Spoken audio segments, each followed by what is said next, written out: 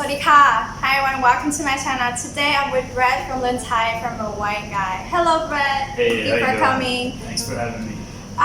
So Brett is the founder of Learn Thai from a White Guy. It's an online course and I came across his course and I think it's very interesting that a white guy can teach Thai, right? So I'm having him on my channel today so he can share some tips and some advice to you guys who just start out learning Thai, or maybe you have some struggles or problems learning Thai, okay? We're gonna start off with the first question. What made you learn Thai to begin with? Well, I was here. That was You were it. here. I didn't. Just randomly landed I literally. Bangkok. It was very random that I ended up in Thailand. Okay. I was. Long story short. The short story is I was in Ireland. I got robbed while I was at a hostel. Whoa. Like while I was sleeping, not like robbed, but like people Okay. stole my passport and wallet while I was Okay. sleeping. Uh-huh. And then in the morning, I felt like I better go to a cheaper country. and I was, while I was talking to a couple of people, someone behind me heard me say something like I was looking for a different country, and someone's like, "Oh, you should go to Thailand. It's nice." And I was like, "Thailand? What's that?" And I bought a ticket. I didn't even look. I didn't know where Thailand was. Did you think I didn't it know. was Taiwan? I didn't know anything about Thailand. I didn't know that it was the Siam kind of connection. I had no idea where it was or what it was, and I bought a ticket and I went to Thailand in 2003. Okay. And then I got here. I bought some phrase books the day I got on the plane just to learn some numbers, and then I just I was hanging out in Thailand for a little while. I had no plans to stay. I was thinking I would go to Japan or something, and I just went out and tried to learn Thai every day by talking to people and using those terrible books, like the old phrase books from like Lonely Planet and stuff. They were so bad. I see. How long did it take for you to actually be able to form the sentences, understand the structure of Thai language? Because Thai is a tonal language, right? So it's totally different from English. Yeah, but the sentence structure is pretty easy. So I thought I was pretty awesome after about a month. Really? I wasn't at all, but I thought I was. I thought I was great because I mean, 1 month in, every time I'd meet people, I was always having to translate for everyone. Right. But all I could really say was like, how much, and that's so expensive, and the numbers and things like that.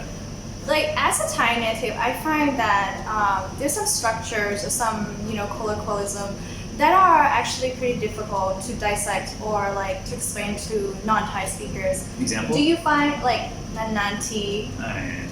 Well, okay, because every language has a lot of set phrases that they're not going to make any sense. Right. But how do you make sense of those? You don't have to make sense of them. You just have to learn that set phrase and know that this means approximately this in your language, and then use it. Right. And then over time, you'll get better at using it the way a native speaker does, if you pay attention to how they use it and don't just throw it out all the time. Other than Thai, do you speak any other language? Yeah, I kind of speak a few languages. For example, such as what? Japanese. I mean, I'm not great in these languages, but I can speak Japanese and Chinese and Korean, and I'm kind of messing around with it. Are these languages more or less difficult than Thai, or how do you find them compared to the Thai language? I don't think of languages as difficult, but they require a pretty major time investment. So it's kind of like getting a six-pack or something. You can't do it in one day. You have to do it over a long period of time, and it requires constant attention towards these. You have a lot of mini goals to get towards the big goal. And even if you studied a language every day for 2 years, that's no guarantee that you're how fluent you're going to get. Right. Even if you practice piano every day, you'll certainly be better than you were. But you won't be a native speaker. Right. You probably won't be the best. You won't be the best in the world or the country or whatever. But you can make a lot of progress at the time. You can certainly become You can reach a level of fluency in 2 years with an hour a day effort. If you're doing the right type of study, the right type of, and you're making sure to talk to people every day and try to read a little bit every day. I see. What do you think was the most struggle that you ever had learning Thai, or kind of made you stop learning Thai for a while, put it on hold? Was there any moment? Not really, but I got frustrated a lot during the first year because. What frustrated you the most? The people that, my friends weren't very helpful. No? And my girlfriends were never helpful. And I used to get really upset because I thought those are the people that are supposed to help me. And I didn't know how to learn language. So I expected everyone around me to just teach me. Okay. And then be able to answer my questions, but they couldn't. Most people can't answer the questions. Most native speakers, they don't really know, they don't know why they're saying something, and they're not aware of all these things that they take for granted, so they can't explain them to you. Right. Since you mentioned about your girlfriend, I heard from some people that the way to pick up the language is to date a native of that language. What's your take on this one? I mean, you can get a little bit from this, but I don't think, but you can't rely on this alone, because what happens is when two people in a relationship together, they have a tendency to say the same things to each other every day. Right. So once you've kind of picked up on whatever that person's regular phrases are, unless you're having these really deep discussions, which you're not going to be able to as a beginner anyway, Right. you're eventually just going to keep repeating the same stuff. And 90% of your talk, and if you listen to people talk to each other, I hear this all the time, Yeah. you're not growing. You need to be talking to different people.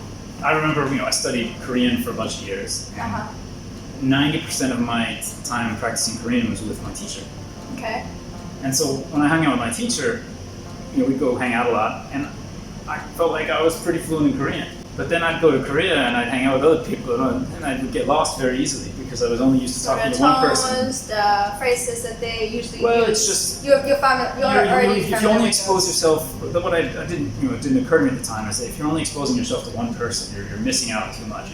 If you only read one author or one topic and then you switch to something else, it's going to be really hard because there's a lot of stuff you haven't encountered yet.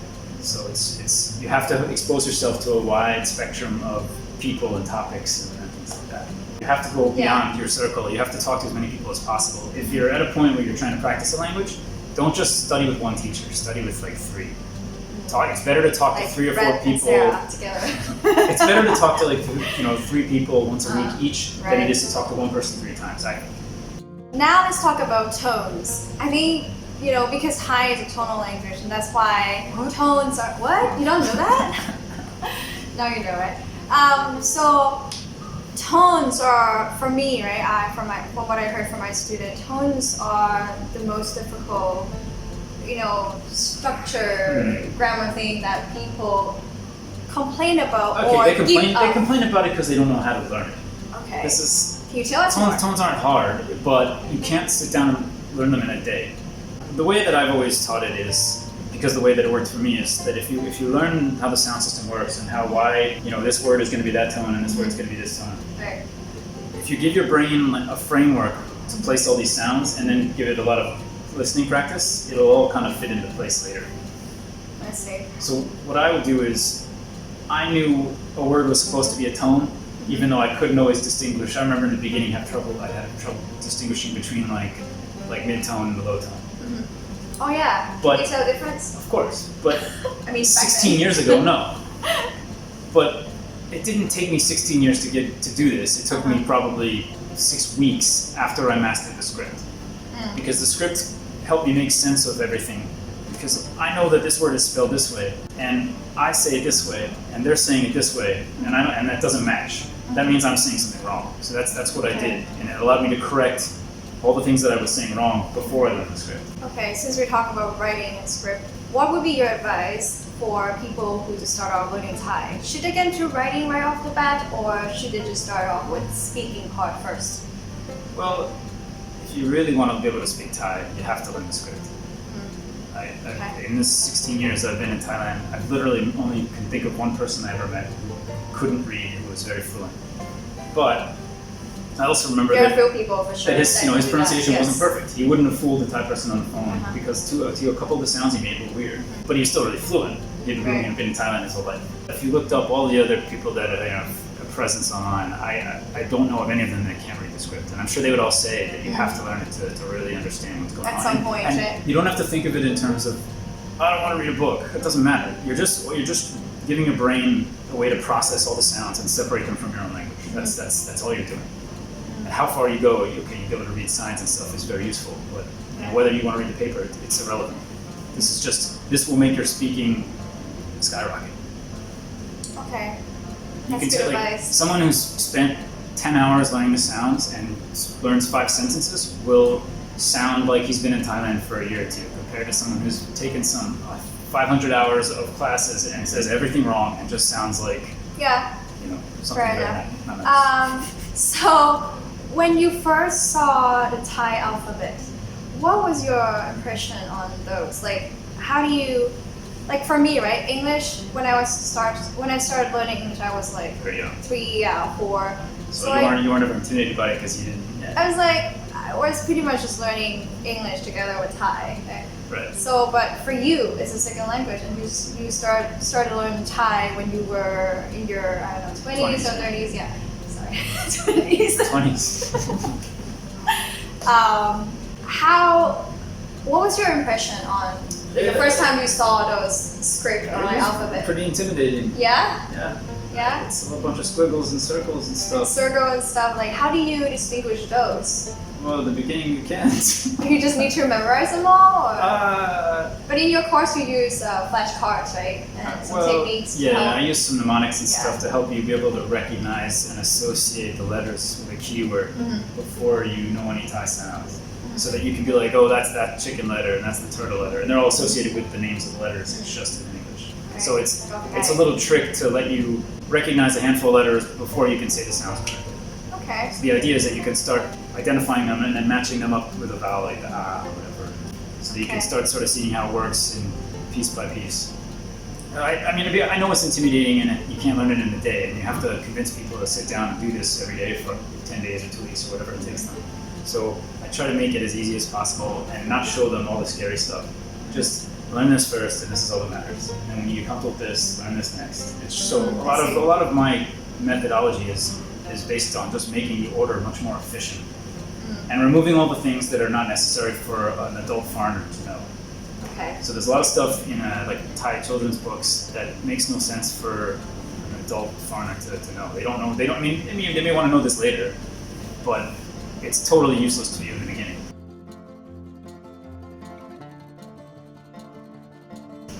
I mean, a lot of people struggle with the fact that you can't learn the tones right away and that they can practice it a bunch of times and they still have trouble hearing the difference between some. And they're like, oh, they sound the same. Or some people have a heart attack because they can't pronounce tao tao or ngongu or something like that. I probably taught like 200 or 300 people in person, and then I taught, for my courses, like many thousands. So it's, okay, a lot of people had the tao tao problem, a lot of people had the ngongu problem, but not everyone. Some people have trouble with the pa pa. And certain sounds they have trouble with, but not everyone. So it's not like there's one thing that everyone has. Generally, So I'd say about 80% of the tones. people that I taught in person at some point Sound. had some sort of panic attack. Like, really? Like, Yeah. for real? Well, like they'd have a little bit of a breakdown because they'd get stuck on something and they'd start to think that They're not good. they weren't smart enough, or they weren't good enough, or I they weren't good see. at languages, or they can't hear tones, whatever lies that they tell themselves. But, I mean, I realized it was silly because it wasn't the same for everyone. Everyone just had their one little moment where they didn't believe in themselves anymore. Right, Not right. everyone, but most people. There was a few people that knew how to study, and they just followed the system, they did what I said, and then they're like, okay, yeah, that was easy. Because they know they can't learn it today, and if you don't understand something today, you just come look at it again tomorrow. It's okay. It's not a race. It's just, you have to keep touching. It's kind of like, you just gotta keep poking at it until it stays in your head.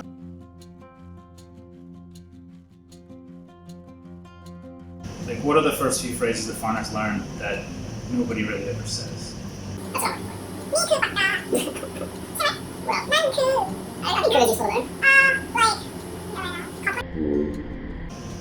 Oh, sabay di mai? Oh, yeah, okay. Sabay di Sabay di mai? mai? Yes. Nobody ever says that shit. Yeah. Well, 'cause in Thai, When we you don't see say your that. friend or your acquaintance that you're seeing on a regular basis, you don't ever say that. You say กินข้าว "กินข้าวยาง," or if ไปไหน they're มา moving, you say "ไปไหน," and if Uh-huh. they're coming back from somewhere and you know that they are, maybe you live in the same building, you say "ไปไหนมา." That's it. So it's like the rules of greeting in Thai are basically, if they're not moving, ask them if they've eaten. If they're going away from you, ask them where they're going, and if they're coming towards you, ask them where they've been.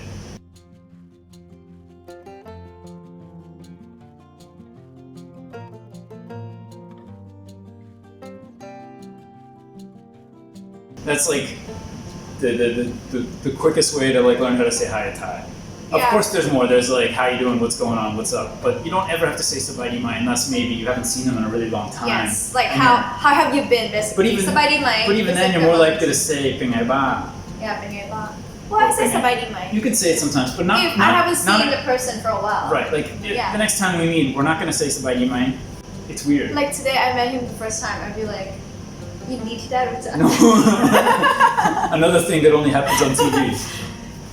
How many times? What did I say to you just now? I You said hi, are you Brett? Hi, Brett. No. Oh, I was speaking English. The Untitled Chapter. Yeah. No. I said that How like often? like in a very formal setting, like a business setting. Right. Like, oh, you need to talk. But if you meet a new person, or I mean, it's useful. It's useful for sure. It's not but bad like, to know. It's just I wouldn't stress about it too much, and you don't use it the same way we do that in English. Like we say "nice to meet you" is kind of this thing that we throw out sometimes. Yeah, but that's what we. in Thai, they don't do that. Right. It's you might do that to someone who you perceive as a higher status than you. What do Thai usually say when they first meet a person? What do you have? Swaddi. Oh yeah, Waddi Kap. So stop, right? The first syllable is dropped sometimes, right? Waddi Kap. I mean, if they're on the same age as you and it's informal, you say "what do you have?" Waddi Kap, Waddi Kap. If they're older than me, then you say "Sawadee Khap." If it's like my friend's mom, you probably Y them and you say "Sawadee Khap." But if they're around your age or if it's very informal setting, you just say "Waddi Khap." Yeah, Waddi Kap. All right, and we have come to the last question for today. What would be the phrase in Thai that you think most useful for foreigners? Here's one you could use almost every day. Is "ไม่ค่อยเท่าไหร่." ไม่ค่อยเท่าไหร่ เท่าไหร่ is like how much, right? Yes, but it's the same เท่าไหร่, but it doesn't mean how much here. When you say ไม่ค่อยเท่าไหร่, it's like not very much. Like not really? Yeah. Well, it depends on what we're talking about. Oh yeah. ไม่ค่อยแพงเท่าไหร่. It's not that expensive. วันนี้ไม่ค่อยร้อนเท่าไหร่. It's not that hot ไม่ today. ค่อยสวยเท่าไหร่ได้ไหม ได้อยู่. ไม่ค่อยร้อนเท่าไหร่ So I basically like this pattern because you can say it a few different ways. You can take one sentence and you can say it 3 different ways.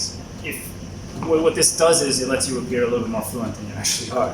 So when you learn a new sentence, once you've mastered it, find out if there's a variation on it that's commonly used, and then you just so you're not always saying the same exact thing every time, because native speakers, they sort of pick up on this subconsciously, and if you resort to the same like 10 phrases all the time, people will kind of dumb their language down for you. So you got to keep throwing native speakers off guard to make them think that you're better than you are, for them to talk to you like a normal person. That's one thing I discovered. So you basically just add the adjective, right? An adjective. Right. So the 3 ways you could say it is like if we're saying like for pang, expensive, like ไม่ค่อยแพงเท่าไหร่, or you could say ไม่ค่อยแพง, or you could say ไม่แพงเท่าไหร่. All 3. So you have, if you learn the longest version of that sentence and you get comfortable with that pattern, then you can kind of sneak in 2 more patterns. So that would give you 3 ways to say a sentence that you can say every single day. Boy, it sure is hot today. Like, oh, not really that hot. ไม่ร้อนเท่าไหร่ Or ไม่ like, ค่อยร้อน oh, เท่า I ไหร่ can't, I'm not buying this soy milk. It's 30 baht. I'm not paying 30 baht. Like, oh, it's not that expensive. Okay, let's recap again. ไม่ค่อยร้อนเท่าไหร่ That's in full, right? ไม่ค่อยร้อน and then ไม่ร้อนเท่าไหร่ Yeah. Okay. Alright, that wraps up our session for today. Thank you so much for coming, Brett. Oh, thank So you if for anyone inviting is interested in your course, how can they find you? So my site is learnthaiFromAWhiteGuy.com. I have a program for learning to speak Thai. It takes you from 0 to ก็พูดได้ ก็พูดได้แปล You ว่าอะไร can you can kind of speak Thai. So I mean, Okay. my program focuses on the sounds and the script first, because I know that without it you're just wasting your time. The first course is about that, and the next couple courses are about super high frequency sentences, kind of like "mai khoi thao lai," the one we talked about earlier. Just things that you could say. I focus on things that you can say immediately. So as soon as you learn it, you can literally go outside if you're in Thailand and try to use it. And then the last course is sort of a bunch of situations that foreigners are likely to encounter very often in Thailand. And I try to show you how a native speaker would talk in those things, so you can kind of see the end game for a beginner. So like, how can you sound more like a native speaker? Okay, and you also have a YouTube channel, right? I do have a YouTube channel. There's not a lot of stuff on there. Yeah. There's not a lot of new things on there, but I do have a lot of old videos that I made back when I So was. just type in learn Thai from a white guy. I also have an Instagram account where I post Thai signs almost every day. And I Okay. do a little mini lesson, Cool. so you can practice reading signs and looking at all the different fonts. It can be a little bit intimidating. Alright, so yeah, that's good. So, Alright. and hit me up on Facebook or something if you have questions, because it's fun for me.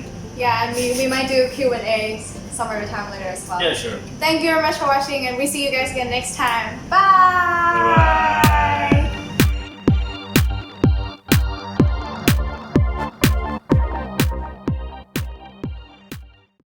what is your what's your favorite letter? Yeah, better. No one's ever I asked like me. Yao Ying. That's advice. Yao Ying means ladies.